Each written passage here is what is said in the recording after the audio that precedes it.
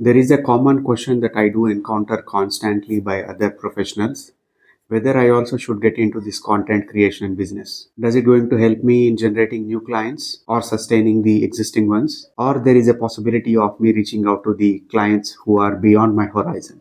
And I'm also going to dwell on the constant criticism that we see in social media platforms like LinkedIn and other social media platforms where people who are happy to point the fingers about people who are into this content creation, who wants to gain fewer more leads, or who are trying to prove themselves or trying to settle down in their profession. So I'm going to address all these points in this video. So please bear with me. In my point of view, the dilemma about the content creation, whether the professionals should create content or continuously post online, whether it affects the professional etiquette. The overall criticism that I see online is unwanted. People does have polarizing viewpoints. Some say it diminishes professionalism. And there is also another criticism that people and especially professionals might be more interested in curating content instead of doing their own original duty.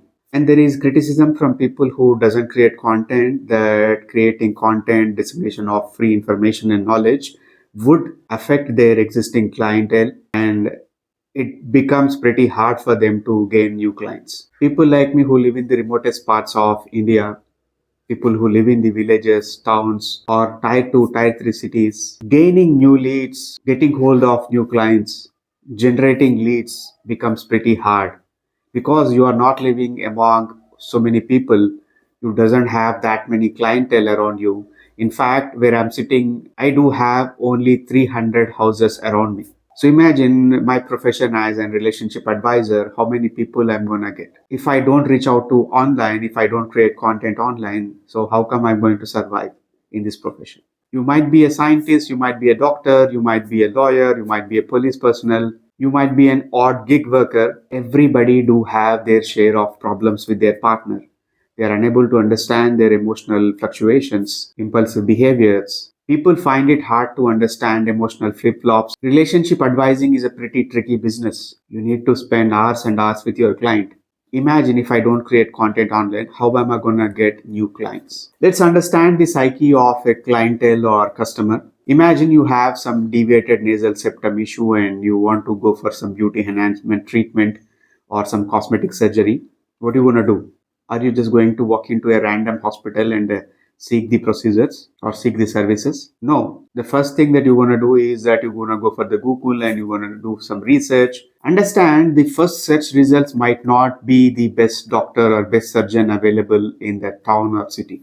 But he is the guy who has made some effort to create a video or content, written a blog, or created a reel, or sought professional services from advertising agencies to create content for himself or herself, who was there ready with a professional website. So people who have put in that much of effort are going to gain new clients. You can't blame these people for their digital presence. Everybody is striving to gain new clients because there is already saturation is there in the market. The old base of referrals, other professionals referring your services, that hardly exists nowadays. Everybody is online and they are trying to disseminate as much information as possible about them and their services, their skills, their experience, and their range of expertise. Creating content on such sensitive issues like relationship, marriages, love, breakups, handling infidelity, adultery do have its pros and cons.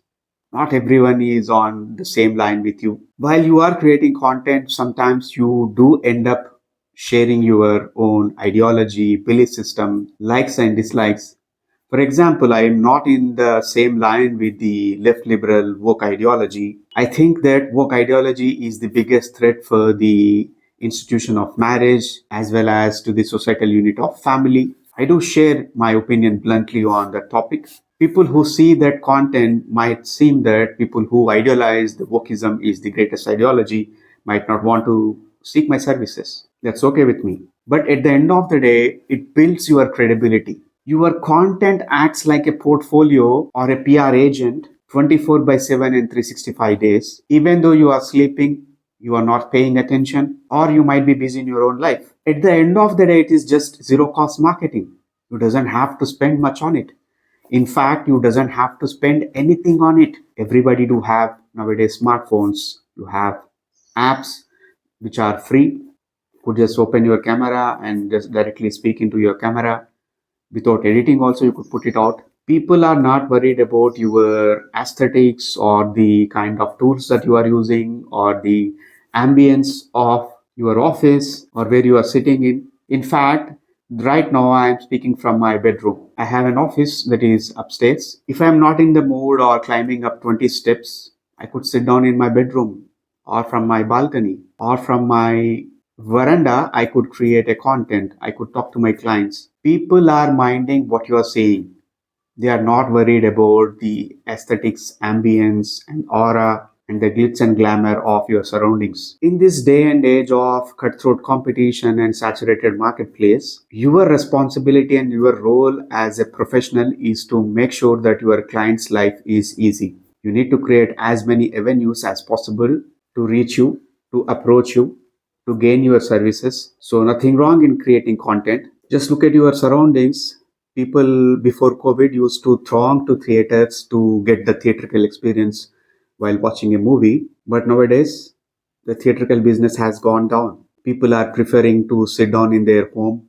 They want to access the entertainment from the comforts of their home, from their living rooms, with their family by paying very lesser amount of money like OTT platform fee. The things have changed. Seeking professional services from the comforts of home has become a new norm.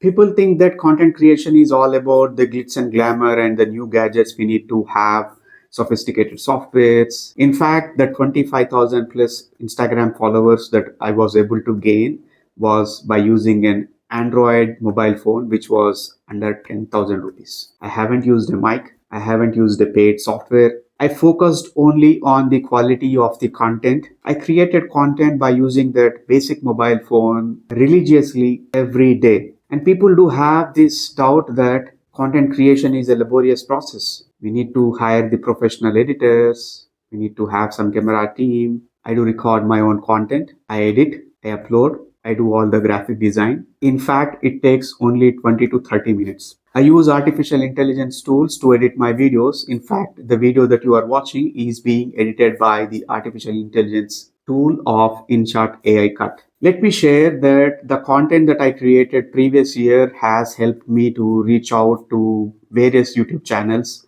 satellite news channels, and the platforms like Josh Talks has invited me to their platform as guest speaker. This was all possible because that I have started creating content by using a simple Android basic mobile phone. In fact, I do have clients from Australia, France, America, Middle Eastern countries. Imagine a guy who is living in remotest part of India is able to gain traction, gain visibility, gain bigger and high paying clients due to the magic of content creation and the confidence on oneself. At the end of the day, you might have a new model iPhone, you might have some camera department, you might have the best mics, you might have other gadgets. If you don't have the confidence to put yourself out, to share your value systems, your belief systems, and your range of skill sets, it is not useful. So, am I suggesting everyone to get onto this content creation frenzy? No. If you are comfortable, if you want to gain new clients,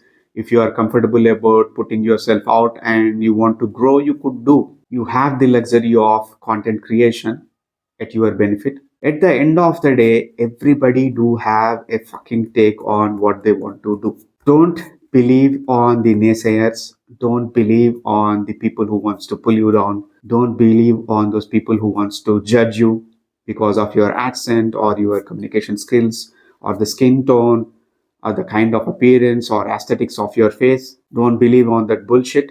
If you are really interested in creating content, create the content. If you are not interested in, well and good, don't do it. But don't wait for someone's approval, someone's green flag to do what you want to do. So that's it, friends. This was going on in my mind from the couple of days. I wanted to put it out and share my point of view. Till we meet next time. Until then, this is Gautam signing off. Namaste.